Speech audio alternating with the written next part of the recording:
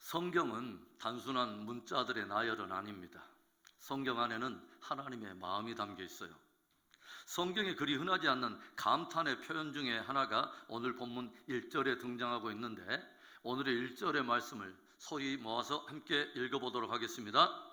보라, 형제가 연합하여 동거함이 어찌 그리 선하고 아름다운가. How good, 얼마나 선한가, 얼마나 아름다운가. How great, 얼마나 위대한 일인가. 그런데 여러분, 지금 이 감탄하며 지금 고백하고 있는 그것이 누구의 마음이며 누구의 고백일까요? 바로 주님의 마음이며 주님의 고백이라고 하는 거죠. 주님을 믿고 따르는 성도들은 주님이 선하게 여기는 것, 주님이 보배롭게 여기는 것, 주님이 정말 존귀하게 여기는 것을 한 시선을 가지고 선하고 아름답고 보배롭게 여기는 사람들이에요. 그런데 지금 주님이 어찌 그리 선하고 아름다운가 라고 감탄을 자아내며 선포하고 있는 그 근거는 무엇입니까? 무엇이 그렇게 주님 보시기에 선하고 아름답다고 하는 것이며, 주님은 무엇을 보고 그렇게 선하고 아름답게 보신다는 것일까요?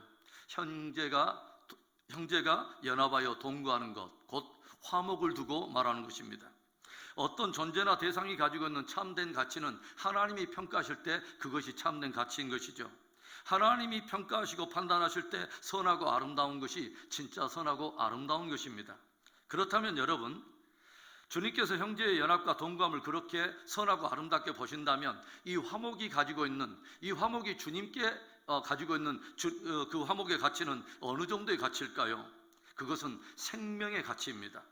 아들의 생명을 내어줄 만큼 소중한 가치인 거죠. 하나님께서는 이 화목을 이뤄내기 위해서 하나밖에 없는 아들이신 예수님을 기꺼이 peace offering, 화목 제물로 또 내어주실 뿐만 아니라 아들이신 예수님께서도 하나님 아버지의 뜻을 본받아 화목 제물로 당신의 생명을 내어주심으로 하나님과 사람 사이에 원수된 것을 십자가로 다 패하시고 마침내 화목을 이루셨다고 하는 것이죠. 그래서 주님에게 있어서 화목의 가치란 바로 생명을 내어줄 만큼의 소중한 가치가 있다고 하는 거죠. 하나님께서 아들을 내어주실 만큼, 또 예수님이 당신의 생명을 내어줄 만큼의 소중한 가치를 가졌다면 저와 여러분에게 있어서 이 화목의 가치는 소중한 것이고, 우리들이 기꺼이 대가와 헌신을 지불하면서 지키고 이뤄내야 될 그런 가치가 있지 않겠습니까? 가을의 문턱을 넘어서서 어느덧 한 해가 뉘엿 기울어가는 이때에 여러분의 모든 관계 안에 화목을 이루되 특별히 믿음의 형제 자매들과 화목의 열매를 맺어서 주님 앞에 선하고 아름다운 믿음을 갖기를 주의 이름으로 축원합니다. 그렇다면 우리가 화목해야 될 이유가 뭐예요? 왜 우리가 화목을 이루어야 할까요? 첫째로는 하나님이 화평의 하나님이시기 때문에 그렇습니다. 히브리서 12장 14절의 말씀을 함께 읽습니다. 모든 사람과 더불어 화평함과 거룩함을 따르라. 이것이 없이는 아무도 주를 보지 못하리라. 우리들이 화목해야 될 본질적인 근거는 뭐냐면 하나님 자신에게 있습니다. 여러분, 하나님의 속성 가운데 가장 신비롭고 아름다운 것 중에 하나가 뭐냐면 삼위일체 하나님이십니다. 성부와 성자와 성령이 삼위 하나님이 서로 다른 위와 격을 가지고 있는데 한 몸, 한 일체를 이루고 있다고 하는 이 놀라운 존재적인 신비. 우리가 그 하나님의 삼위일체적 속성을 다 이해할 수는 없지만 하나님은 삼위일체라고 하는 이 존재적 속성으로서 우리에게 화목의 본을 먼저 보이고 계신다고 하는 거죠. 바로 그 하나님께서 저와 여러분에게 강력하게 화목을 도전하시는 것입니다. 모든 사람과 더불어 화평함과 거룩함을 따르라. 이것이 없이는 아무도 주를 보지 못하리라. 하루에 우리들이 얼마나 많은 시간을 기도하고 말씀을 보고 봉사를 하고 여러 경건의 모습을 갖춘다 해도 우리 안에 정말 화목을 사모하고 화목을 이루려고 하는 화목의 영성이 없다면 하나님의 임재를 경험하는 것은 매우 어려운 일이 된다고 하는 거죠. 하나님께서는 화목한 가운데 함께 하시는 화평의 하나님이시라는 것입니다. 심지어 주님이 이 화목을 강조하면서 들려주시는 명령이 있죠. 마태복음 5장 23절과 24절의 말씀. 그러므로 예물을 제단에 드리려다가 거기서 내 형제에게 원망 들을 만한 일이 있는 것이 생각나거든 예물을 제단 앞에 두고 먼저 가서 형제와 화목하고 그 후에 와서 예물을 드리라. 하나님 앞에 드리는 어떤 보배로운 예물에 앞서서 보이는 형제와 자매, 이웃과의 화목이 먼저 되고 우선되고 있다고 하는 것을 우리는 깊이 명심할 필요가 있어요. 여기서 우리가 주목해야 될 단어가 먼저라고 하는 단어와 그 후에라고 하는 단어입니다. 여러분, 우리의 신앙생활을 잘하려면 무엇을 잘해야 되냐면 성경이 말하는 먼저라고 하는 강조하는 그 일을 먼저 우리가 우선순위에 두고 하는 것입니다. 그리고 그 후에 해야 될 바로 그 일을 우리가 그 뒤에 두는 것입니다. 성경은 분명히 우리에게 우선순위를 따지는 책이에요. 먼저 그의 나라와 그의 의를 구하라. 그리하면 이 모든 것을 너희에게 더하시리라. 주님은 또 말씀하세요. 제단에 예물을 드리기 전에 먼저 화목하라. 이 말을 좀 더 의미 있게 표현한다면 하나님께 드리는 최고의 예물이 바로 화목이라고 하는 예물이 된다고 하는 거죠. 하나님과의 경건한 관계를 추구한다고 하면서도 사람과 불화한다면 잘못된 신앙에 모순일 수 있다고 하는 것을 성경은 책망하고 있다고 하는 거죠. 제가 종종 그런 말씀을 드려요. 우리의 참된 신앙이라고 하는 것은 수평과 수직이 바르게 될 때 그것이 건강한 신앙이다. 하나님과의 수직의 관계는 너무도 선명한데, 이것은 선명한데 이웃과의 수평의 관계가 늘 흐려서 늘 이것만 보이는 신앙을 어떤 신앙이라고 했죠? 몽둥이 신앙. 그래서 이 사람은 하나님과의 관계 안에서 무엇인가 자신이 받았다고 하는, 자신만 받은 것처럼 그렇게 무엇을 가지고 그것으로 사람들을 공격하고 사람들을 무시하고 참수하면서 교만의 목을 빼는 거예요. 어떤 사람들은 또 이와는 반대로 이 수직의 관계가 흐리면서 늘 수평의 관계만 늘 선명한 사람이 있어요. 이런 신앙을 또 어떤 신앙이라고요? 이등병 신앙이. 짝대기 하나만 딱 보여요.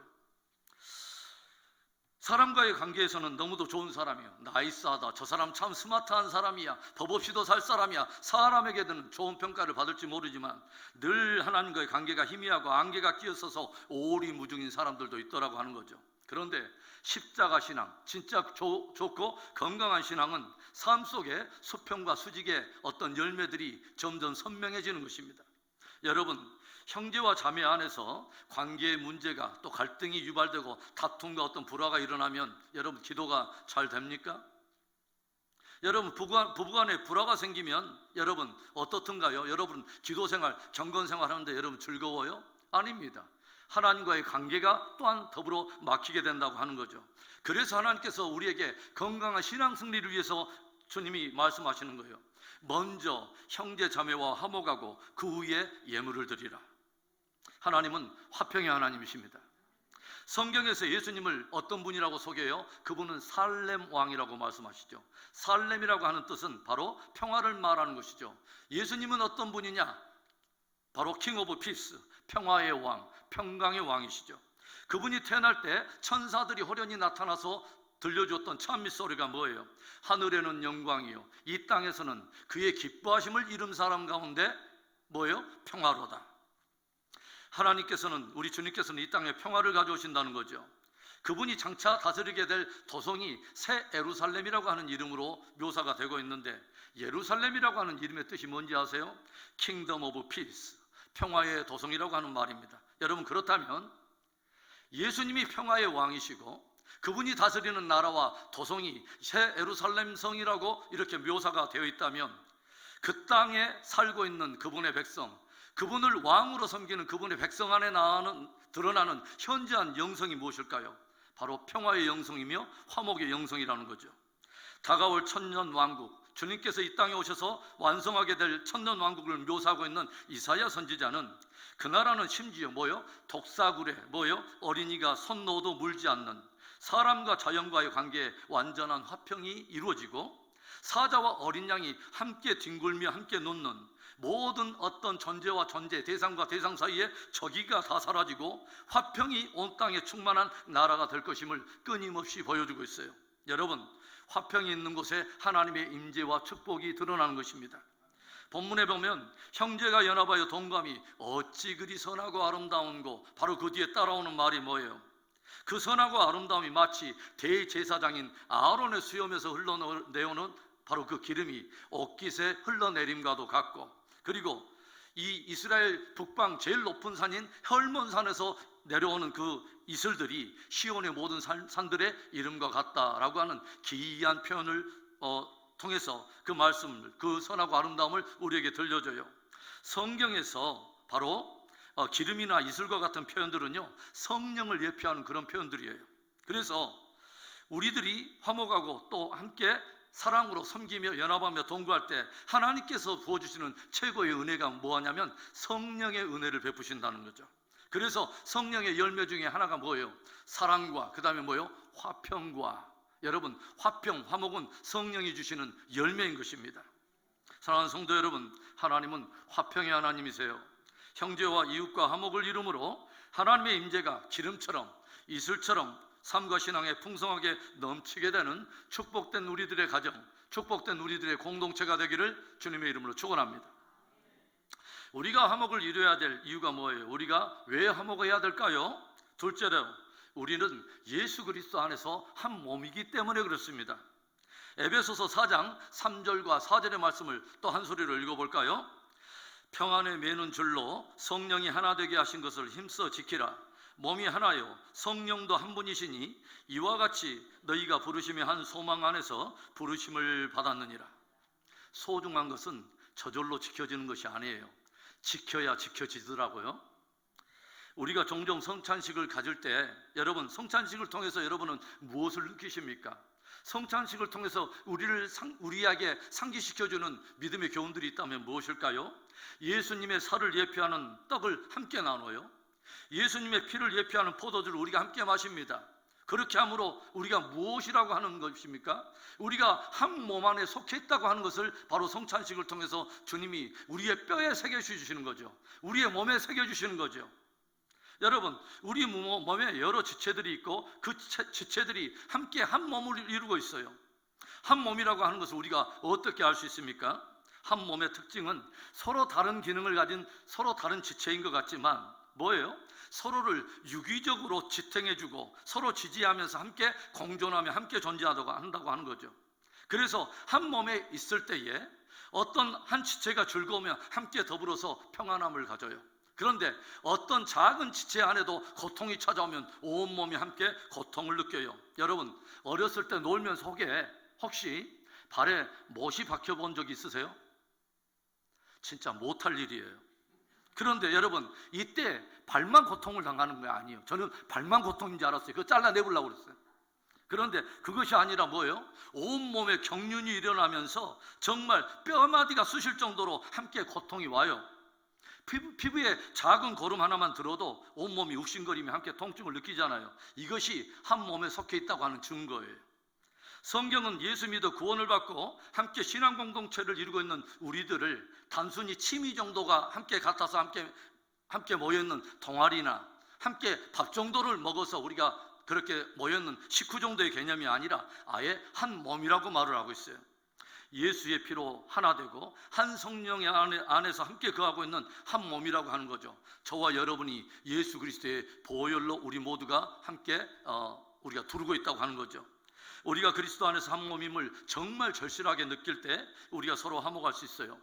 곤충 중에 불도깨미가 있대요. 그런데 이 불도깨미는 한 몸 안에 있으면서 머리와 꼬리가 끊임없이 싸우더라고 하는 거죠.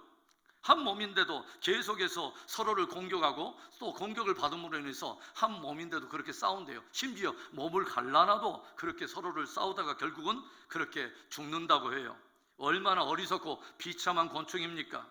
한 몸이면서도 한 몸됨을 거부하고 결국 서로 죽이는 어리석은 곤충. 그런데 성경에는 잠언에 이런 아주 의미 있는 말씀을 들려주는 구절이 있어요. 채소를 먹으면서도 서로 사랑하는 것이 살찐 소를 먹으며 서로 미워하는 것보다 나으니라. 마른 떡 한 조각만 있고도 화목하는 것이 육선이 집에 가득하고도 다투는 것보다 나으니라. 제가 얼마 전에 여러분에게 칠부바지를 입고서 행복해하는 한 친구의 이야기를 들려드렸는데 여러분 기억나세요? 두 친구가 직장에 다니고 있는데 한 친구가 어느 날 출근하다 보니까 마루턱에 나와서 칠부바지를 입고 한 친구가 껄껄껄 웃고 있더라는 거죠. 그래서 호기심에 그 집안의 발걸음을 들여서 그 친구에게 왜 그렇게 칠부바지를 입고 껄껄껄 아침부터 그렇게 웃고 난리냐고 물었더니 그 친구가 어제 저녁에 자기 집에서 있었던 하나의 해프닝을 들려준 거예요. 퇴근길에 가게에서 양복바지 한 벌을 샀는데 저녁 식탁에 둘러앉아서 아내에게 부탁했다는 거죠. 여보, 이 바지 좀 줄여줘. 내일 출근할 때 입을 바지니까 꼭 줄여놔야 돼. 그런데 아침에 보니까 분명히 아내가 자기의 사이즈를 알 텐데 보니까 바지가 줄고 줄어서 7부 바지가 된 거예요. 알아보니까 저녁 식탁에서 밥을 먹으며 했던 그 말을 어머니가 듣고서 주무시기 전에 그 바지를 줄여놓은 거예요. 그런데 큰딸이 잠들기 전에 아버지가 밥상에서 어머니에게 하신 말씀이 생각나서 어머니가 피곤하실 것 같아서 잠자기 전에 큰딸이 이걸 줄여놨다는 거예요. 그런데 둘째 딸이 새벽에 학교 가기 전에 어제 저녁에 그 말이 갑자기 생각나서 둘째 딸도 뭐예요? 밥숟가락 하나 더 얹듯이 또 그 바지 사이즈를 줄였다는 거죠. 그리고 마침내 어제 저녁에 너무 피곤해서 못했던 바로 그 일을 아내가 또 함으로 인해서 바지가 또 줄여진 거예요. 그래서 그 친구는 비록 7부 바지를 입게 되었지만 자기를 사랑하는 가족들이 있고 온 가족이 화목한 것이 너무 기쁘고 감사해서 그렇게 7부 바지만 입고서 아침부터 껄껄껄 웃고 있더라고 하는 거죠. 이 친구의 말에 갑자기 친구가 도전을 받은 거예요. 우리 식구들이 어떤가 한번 적용해 봐야지. 그래서 퇴근길에 긴 또 새 바지를 하나 사가지고 들어갔어요. 그리고 식탁에서 아내에게 똑같이 부탁을 합니다. 내일 출근 전까지 이 바지 좀 들여달라고. 그런데 아침에 보니까 놀라운 일이 생긴 거예요. 그 바지가 그대로 있는 거예요. 그래서 속이 상해서 아내를 불렀습니다. 아니, 당신은 내가 그렇게 어제 저녁에 신신당부를 하면서 바지 좀 줄여달라 했더니 이 바지가 그대로 줄여지지 않고 그대로 있네. 이 말을 들은 아내가 갑자기 큰딸을 향해서 소리를 지릅니다. 야, 너 어제 엄마가 너보고 아빠 옷 좀 들여놓으라고 했잖아. 이 소리를 들은 이 큰딸이 둘째 막내딸을 향해서 또 외칩니다. 야, 너 어떻게 된 거야? 언니가 어제 바쁘다고 니한테 좀 부탁했더니 너는 참만 그렇게 퍼졌냐? 이 말을 들은 막내 동생이 그 바지를 아빠에게 조용히 건네주면서 하는 말. 아빠도 이제 어른이잖아요. 바지 줄이는 일 정도는 혼자 할 수 있는 거 아니에요? 마음이 씁쓸해진 그 친구는 동료의 화목한 가정이 너무 부러워서 그렇게 마음속에 그렇게 많은 생각을 했다고 해요. 오늘 우리들의 가정은 어떻습니까? 우리의 공동체 분위기는 어떻습니까? 화목한 가정, 화목한 공동체를 보세요. 서로 짐을 지는 사람들이 많아요. 그리고 기꺼이 서로를 위해서 짐을 집니다. 그런데 불안한 곳에 가보면 짐을 지는 사람이 별로 없어요. 그리고 오히려 자기에게 있는 짐조차 다른 사람에게 넘기느라고 바빠요. 우리 여러분의 가정이 정말 7부 바지를 입고서도 즐거워하고 기뻐하는 그런 화목한 가정이 되기를 바랍니다. 우리의 공동체가 그런 기쁨과 화목의 좋은 공동체가 되었으면 좋겠어요. 우리가 지난주에 이 다음 주에 있게 될 야외 단합대회를 이렇게 공지를 했더니 갑자기 이제 식사를 마치고 제가 목양실에 있다가 식당에서 뭔 소근소근 소리가 들려서 가봤더니 한 8분, 9분 이렇게 두리두리 모아서 무엇인가 얘기를 하고 있어요.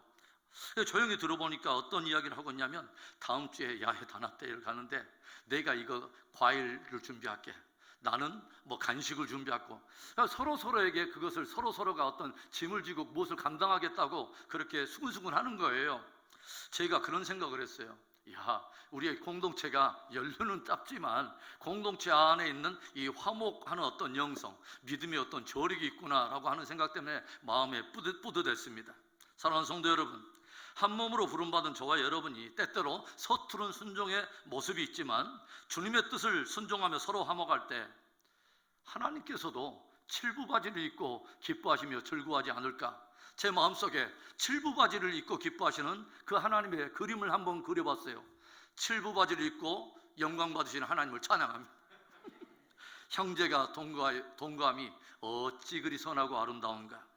한 피바다 한 몸 이룬 그리스도의 몸으로서 서로 화목을 이루는 복된 여러분의 가정, 복된 우리 공동체가 되기를 주님의 이름으로 축원합니다. 셋째로 우리가 화목해야 될 이유가 무엇일까요? 마지막 세 번째로는 화평은 주님의 간절한 소원이면서 우리에게 맡겨진 직책이라고 하는 거죠. 요한복음 17장을 보면요, 예수님께서 십자가에 달리시기 전날 대제사장으로서 하나님 앞에 올려드렸던 간절한 기도가 있어요. 이것을 소위 대제사장의 기도라고 우리는 부르죠. 그 기도의 핵심이 뭔지 아세요? 요한복음 17장 22절의 말씀입니다. 내게 주신 영광을 내가 그들에게 주었사오니 이는 우리가 하나가 된 것 같이 그들도 하나가 되게 하려 함이니이다. 바로 우리들의 하나됨과 우리의 화목이 예수님께서 십자가 지시기 전날에 겟세마네 기도에서 그렇게 피땀을 흘리며 쏟았던 주님의 기도의 절정의 기도 제목이었다고 하는 것입니다. 우리 주님의 소원은 우리가 사랑 안에서 하나 되는 것이죠. 여러분, 하나됨과 화목이 주님의 간절한 소원이고 바람이라면 반대로 사단의 소원은 무엇일까요? 미워하는 것이죠.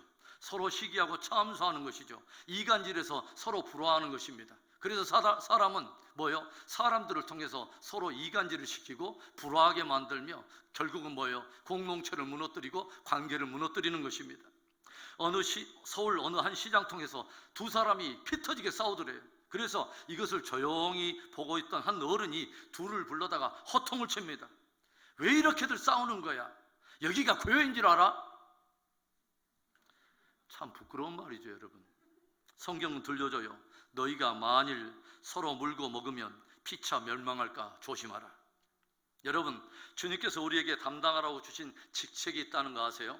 내가 목사의 직책을 받기 전에 장로와 권사와 안수집사와 여러 집사와 성도의 직분을 받기 전에 훨씬 먼저 주님께서 우리 모두에게 구원받은 성도들에게 주신 근본적인 하나의 직분과 직책이 있다는 거 아십니까? 고린도후서 5장 18절과 19절의 말씀, 모든 것이 하나님께로서 났으며 그가 그리스도로 말미암아 우리를 자기와 화목하게 하시고 또 우리에게 화목하게 하는 직분을 주셨으니 곧 하나님께서 그리스도 안에 계시사 세상을 자기와 화목하게 하시며 그들의 죄를 그들에게 돌리지 아니하시고 화목하게 하는 말씀을 우리에게 부탁하셨느니라. 화목은 주님께서 우리에게 맡겨주신 직분이요, 우리가 감당해내야 될 책임이라고 하는 거죠. 하나님은 이 화목의 영성이 있는 사람, 화목의 직책을 잘 감당하는 사람을 그분의 일꾼으로 쓰세요. 여러분, 믿음의 조상 아브라함을 조용히 보세요. 얼마든지 삼촌으로서 먼저 선택할 우선권이 있음에도 불구하고 조카 롯이 먼저 좋은 환경, 무엇인가 좋아 보이는 것들을 먼저 선택할 수 있도록 기꺼이 우선권을 넘기지 않습니까? 그의 아들 이삭은 어떻습니까? 이삭이 블레셋 사람 가운데 거하면서 우물을 파요. 그런데 블레셋 사람들이 이삭이 우물을 파서 거기에 물을 얻을 때마다 쫓아와가지고 서로 다투기 시작하죠. 그래서 이삭이 그 우물의 이름을 다툼이라고 하는 뜻을 가진 에색이라고 부르고, 이삭은 그 우물을 기꺼이 블레셋에게 양보하고 그 자리를 떠납니다. 또 다른 곳에서 이삭이 우물을 파서 물을 얻자 블레셋 사람들이 자기들의 소유권을 또 주장하면서 함께 대적을 하는데, 이삭이 그 우물의 이름을 대적이라고 하는 이름을 따서 신나라고 부르죠. 그리고 이삭은 저들과 함께 대적하고 함께 다투지 않고 그 자리를 떠납니다. 그런데 하나님께서는 화목을 위해서 기꺼이 에색과 신나를 지나고 그들에게 그것을 양보하며 떠나는 바로 이삭을 로봇이라고 하는 자리에 인도해 들이시더라고 하는 거죠. 로봇의 뜻이 뭔지 아세요? 넓다라고 하는 뜻이죠. 하나님은 함께 다투며 함께 대적하는 블레셋 사람들이 아니라 오히려 화목을 위해서 함께 다투거나 대적하지 않고 그 자리를 기꺼이 양보한 이삭을 오히려 넓은 로봇에 인도해 들이시고 축복의 우물들을 주시더라고 하는 거죠. 그리고 얼마 후에 블레셋 왕인 아비멜렉이 그가 부리는 군대 장관 이 비골이라고 하는 사람과 함께 이삭을 함께 찾아옵니다. 화친 조약을 맺으려고. 저들이 이삭에게 이런 말을 들려줍니다. 여호와께서 너와 함께 계심을 우리가 분명히 보았으므로 너와 계약을 맺으러 왔노라. 우리는 너와 다투고 너를 대적하는데도 계속해서 네가 양보하고 배려하는 것을 우리는 분명히 보았고, 그런 네가 가는 곳곳마다 오히려 우물이 터지고 오히려 넓은 로봇을 차지하는 것을 보면서 하나님이 살아계시다는 것과 그 하나님이 너와 함께 계시는 것을 우리가 분명히 알게 되었고 보았다고 하는 거죠. 그래서 뭐예요? 너와 친구가 좀 되기를 원한다는 것입니다. 화친 조약을 맺으러 왔다는 거예요. 당시에는 우물을 뺏기는 것 같았어요. 그런데 결국 이삭은 넓은 로봇도 얻고 원수가 변하여 친구를 얻게 되었다고 하는 거죠. 종종 보면 일을 이루고 사업을 이루려고 사람을 잃어버리는 안타까운 경우를 봐요. 그래서 일도 되는 것 같고 사업도 되는 것 같고 심지어 사역도 잘 세워지는 것 같은데 사실은 사람이 무너지고 사람을 잃어버리는 안타까운 상황들도 종종 봅니다. 여러분, 우리가 어떻게 화목을 이룰 수 있을까요? 화목이 그렇게 소중한 가치가 있다는데 성령이 하나 되게 하시는 것을 힘써 지키라고 말하는데 어떻게 우리가 화목을 이룰 수 있을까요? 화목은 하루아침에 저절로 이루어지는 것은 아닙니다.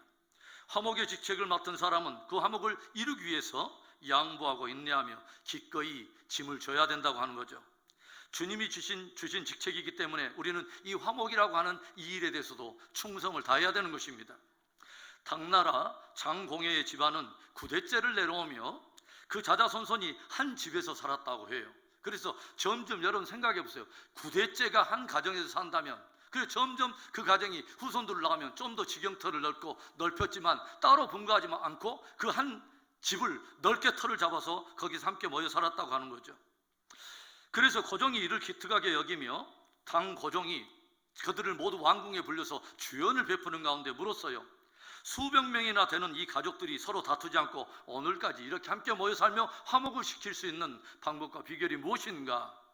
이때 장공해는 종이와 붓을 가져다가 그 위에다 참을 인자를 무려 100개나 꽉꽉 채워서 써 넣었다고 해요. 화목을 위해서 인내해야 된다고 하는 것을 가르친 거죠. 우리는 화목을 위해서 기꺼이 인내하고 희생의 대가를 지불할 수 있어야 합니다. 왜냐하면 화목의 가치가 주님 앞에 그렇게 생명을 걸 만큼 소중한 가치를 가지고 있다고 하는 거죠. 주님이 먼저 화목제물이 되셨다고 하는 거죠. 그래서 저를 믿고 영생 얻은 우리들 안에 화목케 하는 직분도 주시고 화목케 하는 말씀을 부탁하셨다고 하는 거죠. 주님은 이렇게 기꺼이 희생을 치르고 대가를 지불하며 화목을 지키고 이루어가는 사람들에게 존귀한 명예 하나를 주십니다. 마태복음 5장 9절에 우리가 너무도 잘 알고 있는 말씀 읽습니다. 화평하게 하는 자는 복이 있나니 그들이 하나님의 아들이라 일컬음을 받을 것이며, 화평하게 하는 자, 화목을 이루는 자, 저들이 복이 있나니 저들이 진실로 하나님의 아들들이요 저들이 하나님의 자녀들이라는 것입니다. 하나님의 아들이신 예수님이 십자가를 지고서 화목을 이루신 것처럼 예수님의 그 길을 따라 기꺼이 자기 십자가 지고 화목을 이루는 자들에게 하나님의 아들이라, 하나님의 자녀라 되는 복된 영예가 주어졌다고 하는 거죠. 말씀을 마칩니다. 사랑하는 성도 여러분, 우리가 왜 화목을 이루어야 될까요? 하나님이 화평의 하나님이시기 때문입니다. 예수 그리스도 안에서 우리가 한 몸이기 때문에 그렇습니다. 무엇보다 우리의 화목은 예수님의 소원이며 화목케 하는 일이 하나님이 우리에게 맡겨주신 직책이기 때문에 그렇습니다. 우리들이 서로 화목하고 연합할 때 하나님의 자녀라, 하나님의 아들이라 칭함받는 그 축복과 함께 그렇게 화목하고 연합하는 바로 그 자리에 하나님께서 선포해 주시는 또 하나의 위대한 축복 하나가 있는데, 오늘 시편 134편 후반절에 있는 말씀 함께 선포합니다. 거기서 여호와께서 복을 명령하셨나니 곧 영생이로다. 함께 형제 자매가 연합하고 화목하고 사랑하는 그 동거하는 그곳에 여호와께서 주신 최고의 축복을 선포했는데 영생이로다. 기도합니다.